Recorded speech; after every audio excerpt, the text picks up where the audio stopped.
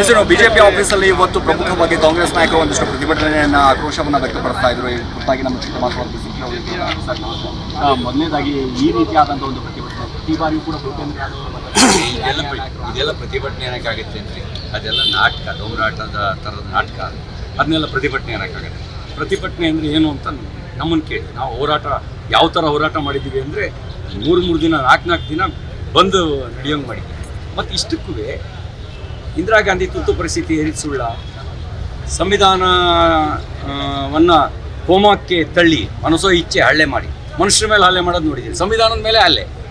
38ನೇ ತಿದ್ದುಪಡಿ, 39ನೇ ತಿದ್ದುಪಡಿ, 40ನೇ ತಿದ್ದುಪಡಿ, 41ನೇ ತಿದ್ದುಪಡಿ, 42ನೇ ತಿದ್ದುಪಡಿ ಇವೆಲ್ಲವೂ ತನ್ನ ಕುರ್ಚಿ ಉಳಿಸ್ಕೊಳ್ಳೋಕ್ಕೆ, ತನ್ನ ಸ್ವಾರ್ಥಕ್ಕೆ ಮಾಡಿದ್ದು. ಜಯಪ್ರಕಾಶ್ ನಾರಾಯಣ್ ಅಂತ ಹಿರಿಯ ಸ್ವತಂತ್ರ ಹೋರಾಟಗಾರರನ್ನ ಜೈಲಿಗೆ ಕಳಿಸಿದ್ರು. ಮೊರಾರ್ಜಿ ಭಾಯ್ ದೇಸಾಯಿ ಅವರು ಮೂತ್ರ ಕುಡಿಯುವಂತೆ ಮಾಡಿದ್ರು. ಅಟಲ್ಜಿ, ಅದ್ವಾನಿ, ಮಧುದಂಡವತೆ, ಜಾರ್ಜ್ ಫರ್ನಾಂಡಿಸ್ ಇವರೆಲ್ಲರನ್ನೂ ಜೈಲಿಗೆ ಕಳಿಸಿದ್ದು. ಲಾರೆನ್ಸ್ ಫರ್ನಾಂಡಿಸ್ನ ಮನಸೋ ಇಚ್ಛೆ ಥಳಿಸಿದ್ದು, ಸುರೇಶ್ ಕುಮಾರ್ ಅವ್ರನ್ನ ಮನಸೋ ಇಚ್ಛೆ ಥಳಿಸಿದ್ದು.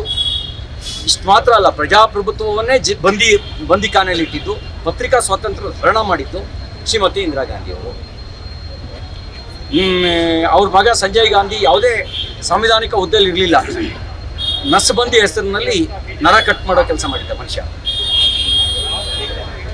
ತುರ್ಕ್ಮನ್ ಗೇಟ್ನಲ್ಲಿ ಇದ್ದಂಥ ಬಡವರನ್ನ ಬುಲ್ಡೋಜರು ನುಗ್ಗಿಸಿ ಅವ್ರನ್ನೆಲ್ಲರನ್ನೂ ಬೀದಿ ಪಾಲ್ ಮಾಡೋದು. ಇದನ್ನೆಲ್ಲ ಮರೆಯೋಕ್ಕಾಗುತ್ತೆ? ಈಗ ಬಿಜೆಪಿ ಅವರು ಒಂದಿಷ್ಟು ಇಂದಿರಾ ಗಾಂಧಿಯನ್ನು ಅವಮಾನಿಸಿದ್ರು ಅನ್ನೋ ಕಾರಣದಿಂದ ಏನಂದರೆ ಇರೋ ಸತ್ಯವನ್ನು ಹೇಳಿದ್ದಾರೆ. ಅವರಿಗೆ ನಾಚಿಕೆ ಆಗಬೇಕಿತ್ತು. ಸಂವಿಧಾನಕ್ಕೆ ಅಪಚಾರ ಬಗೆದಂಥವರು ಕ್ಷಮೆಯಾಚನೆ ಮಾಡಬೇಕಿತ್ತು. ಅಂಬೇಡ್ಕರ್ರಿಗೂ ಅಪಮಾನ ಮಾಡಿದ್ರು. ಅಂಬೇಡ್ಕರ್ ಬದುಕಿದ್ದಾಗ ಸೋಲಿಸಿದ್ರು.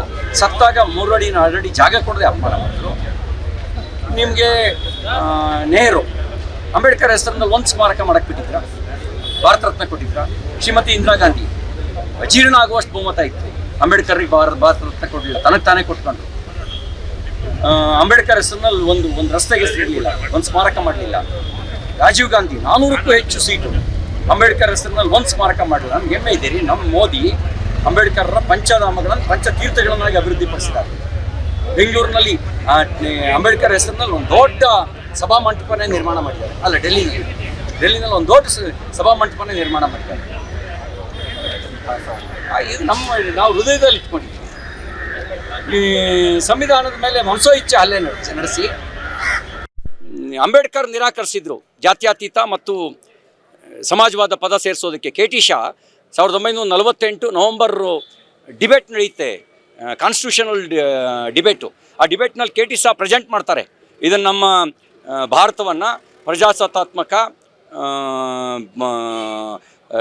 ಸಂಯುಕ್ತ, ಸಮಾಜವಾದಿ, ಜಾತ್ಯತೀತ ಗಣರಾಜ್ಯ ಅಂಥೇಳಿ ಘೋಷಣೆ ಮಾಡಬೇಕು ಅಂತ. ಅವಾಗ ಭಾಳ ಸ್ಪಷ್ಟವಾಗಿ ಹೇಳ್ತಾರೆ, ಪಾಶ್ಚಾತ್ಯರ ಸಮಾಜವಾದಕ್ಕೂ ಇಲ್ಲಿಗೂ ಭಾರತಕ್ಕೂ ಸಂಬಂಧ ಇಲ್ಲ. ಮತ್ತು ಜಾತ್ಯತೀತತೆ ಅನ್ನೋದು ಯುರೋಪ್ನಲ್ಲಿ ಏನು ಭಾವಿಸ್ತಾರೆ ಅದಕ್ಕೂ ಇದಕ್ಕೂ ಸಂಬಂಧ ಇಲ್ಲ. ಇಲ್ಲಿ ಸರ್ವಪಂಥ ಸಮಭಾವ 16,000 ವರ್ಷಗಳಿಂದ ಇದೆ. ಇಲ್ಲಿ ಇಲ್ಲಿ ಜಾತಿ ಜಗಳ ನಡೆದಿರ್ಬೋದು, ಆದರೆ ಸಾಮೂಹಿಕ ನರಮೇಧ ನಡೆದಿಲ್ಲ. ಮತದ ಹೆಸರಿನಲ್ಲಿ ಸಾಮೂಹಿಕ ನರಮೇಧ ಮಾಡೋದಿಲ್ಲ.